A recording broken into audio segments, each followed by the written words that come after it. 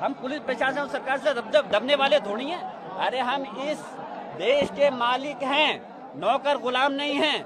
हम इस देश के अंदर जब आजादी की जंग लड़ी गई थी, जब बंटवारा हुआ था, हमने इस देश को अपनी मर्जी से चुना है, मजबूरी से नहीं रह रहे इस देश के अंदर। हम इस देश के अंदर बाई चॉइस हैं, हम मजबूरी से नहीं हैं। तो हमारा हक है हमें बोलने का, हमें अपने धर्म को अपनाने का, हमारे अपने धार्मिक स्थलों की हिफाजत करने का हमारा फर्ज बनता है। और ये दावा किया जा रहा है कि संभल की जामा मस्जिद नहीं है, बल्कि वो हरिहर मंदिर है। संभल की जो शाही जामा मस्जिद है वो इंशाअल्लाह हमेशा शाही जामा मस्जिद ही रहेगी।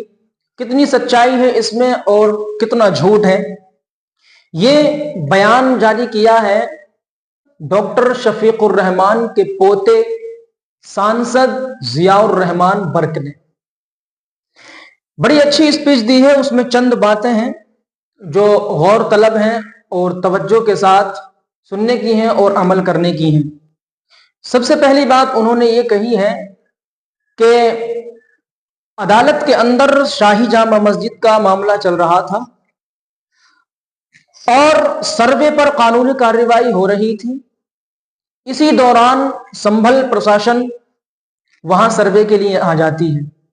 कम से कम 2-2.5 घंटे पहले यहां कानूनी कार्रवाई अदालत में चल रही है, लेकिन 2-2.5 घंटे पहले सर्वे के लिए संभल प्रशासन आ जाता है।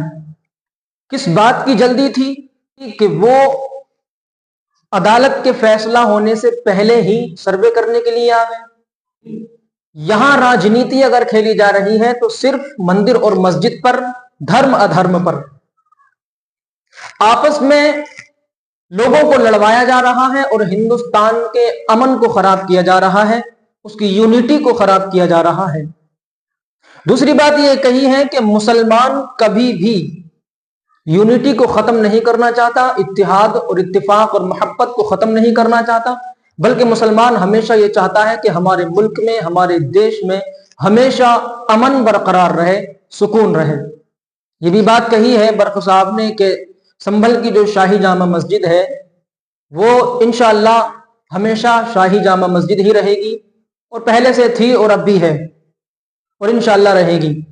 जियाउर रहमान बर्क साहब ने बड़ी अच्छी स्पीच दी है, उसको सुननी चाहिए। वो आपके सामने हम पेश कर रहे हैं, आइए उनकी वीडियो हम देखते हैं। मेरा अधिकार है कि मैं कोर्ट के आदेश के खिलाफ आगे कोर्ट में जा सकता हूं, और जो कोर्ट ने आदेश दिया मैं उससे सहमत नहीं हूं। मेरा यह है कि इस आदेश के तहत, क्योंकि दूसरे पक्ष को यानी कि हमारे पक्ष के लोगों को नोटिस नहीं दिया गया, उनको सुना जाना चाहिए था पहले, सर्वे देने से पहले, आदेश देने से पहले। खैर कोर्ट का मामला है, उन्होंने आदेश दिया, लेकिन उससे ज्यादा मुझे ताज्जुब है कि संभल का पुलिस प्रशासन, इस उत्तर प्रदेश की हुकूमत के अधिकारी, पता नहीं ऐसा क्या हो रहा था कि आदेश उधर हो रहा है कोर्ट का और 1-2 घंटे के बाद में यहाँ पे सर्वे कराने के लिए लिया है। इतनी जल्दी कौन सी थी, क्या मजबूरी थी उनके सामने जो इतनी जल्दी सर्वे कराने के लिए लाए? और सर्वे ये 2 दिन, 4 दिन, 1 हफ्ते में कभी भी हो सकता था। लेकिन अगर पुलिस प्रशासन इतनी जल्दी अगर और चीजों में भी कर लेता, अगर ये पुलिस प्रशासन के जो लोगों के साथ हम मॉब लिंचिंग होती है अगर उसमें भी इतनी सख्ती दिखाता, अगर ये पुलिस प्रशासन इसी तरह से लोगों के खिलाफ जो झूठे मुकदमे हैं उसको रोक करके उनके खिलाफ कार्रवाई करता जो इस टाइप का माहौल खराब करना चाहते हैं, तो हमें भी खुशी होती। मालूम नहीं कौन सा नोबेल प्राइज मिलने वाला था।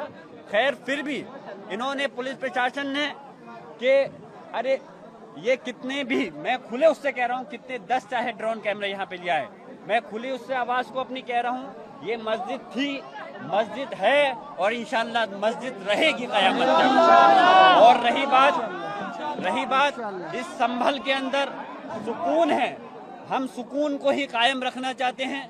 मैं आज सांसद हूँ इस जगह, आज यकीनन दादा मोहतरम बर्क साहब की बहुत कमी है, क्योंकि वो संभल की जामा मस्जिद से बेपनाह मोहब्बत रखते थे, हमदर्दी रखते थे। और लेकिन आज सबकी जिम्मेदारी बनती है कि हम अपनी मस्जिद की हिफाजत के लिए कानूनी लड़ाई को लड़ेंगे। प्लेस ऑफ वर्शिप एक्ट जो कि पार्लियामेंट ने बनाया था, मैं पूछना चाहता हूं कि संविधान, ये प्रदेश और देश किसी की भावना से नहीं चलेगा, ये देश संविधान से चलेगा। ये देश कानून से चलेगा। हमारी पार्लियामेंट ने प्लेस ऑफ वर्शिप एक्ट बनाया था, उसके अंदर सीधे सीधे ये है कि जो 15 अगस्त 1947 से पहले जो भी धार्मिक स्थल अपनी जगह है वो अपनी जगह रहेंगी। उसकी धारा 2 कहती है, प्लेस ऑफ वर्शिप एक्ट की धारा 2 कहती है कि अगर कोई केस अगर किसी धार्मिक स्थल के खिलाफ है और अगर वो केस अदालतों के अंदर है जो 1947 15 अगस्त से पहले धार्मिक स्थल है, तो उस केस को, उन पेंडिंग केसों को बंद कर दिया जाएगा। प्लेस ऑफ वर्शिप एक्ट की धारा 3 कहती है कि किसी भी प्रकार के किसी भी धार्मिक स्थल को दूसरी धार्मिक स्थल में नहीं बदला जाएगा। प्लेस ऑफ वर्शिप एक्ट की धारा 5 कहती है कि जो बाबरी मस्जिद को छोड़ करके हर धार्मिक स्थल पे ये लागू होगा। तो मैं पूछना चाहता हूँ, क्या सुप्रीम कोर्ट का जो बनाया हुआ कानून है उसको मान्य, सुप्रीम कोर्ट ने पार्लियामेंट का बनाया हुआ जो कानून है उसको सभी लोगों को मानना पड़ेगा, चाहे पुलिस प्रशासन हो या कोर्ट हो, उस कानून को मानना है। पुलिस प्रशासन का मकसद है कि अगर कोई गलत करे तो उसको के खिलाफ मुकदमा रखना। न्यायालय का काम है, अगर कोई गलत करता है उसके खिलाफ मुकदमा होता है तो उसके खिलाफ कार्रवाई करना, उसको सजा देना। लेकिन जो कानून बना हुआ है उसके खिलाफ आप कैसे कर सकते हो? हमारी मस्जिद को ये 2, 4, 5, 10 साल पुरानी नहीं है। इसको जो ये कहा जा रहा है कि बाबर ने किसी धार्मिक स्थल को उनको तोड़ करके बनवाया, अरे ये धार्मिक स्थल, ये मस्जिद पहले से किसी को तोड़ के नहीं बनाई गई। और हमारा मजहब इस्लाम ये कहता है, मैं आपको आपके चैनल के माध्यम से बताना चाहता हूँ, चाहे रिटन मीडिया हो या इलेक्ट्रॉनिक मीडिया, हमारे मजहब इस्लाम ये कहता है किसी धार्मिक स्थल को तोड़ के तो अपना धार्मिक स्थल बनाने की दूर की बात है। अगर कोई हमारा मजहब का भी अगर इंसान है, मुसलमान है, तो उसकी जगह पे भी जबरदस्ती आप उसकी सहमति के बगैर धार्मिक स्थल नहीं बना सकते, तब तक वो जायज नहीं होगा। तो ये धार्मिक स्थल मस्जिद थी। अरे नहीं सदर साहब, मैं बात रख रहा हूँ, उसमें गलत क्या है? अरे हक है, हक कहेंगे हम। पुलिस प्रशासन और सरकार से दबने वाले थोड़ी हैं। अरे हम इस देश के मालिक हैं, नौकर गुलाम नहीं हैं। हम इस देश के अंदर जब आजादी की जंग लड़ी गई थी, जब बंटवारा हुआ था, हमने इस देश को अपनी मर्जी से चुना है, मजबूरी से नहीं रह रहे इस देश के अंदर। हम इस देश के अंदर बाई चॉइस हैं, हम मजबूरी से नहीं है।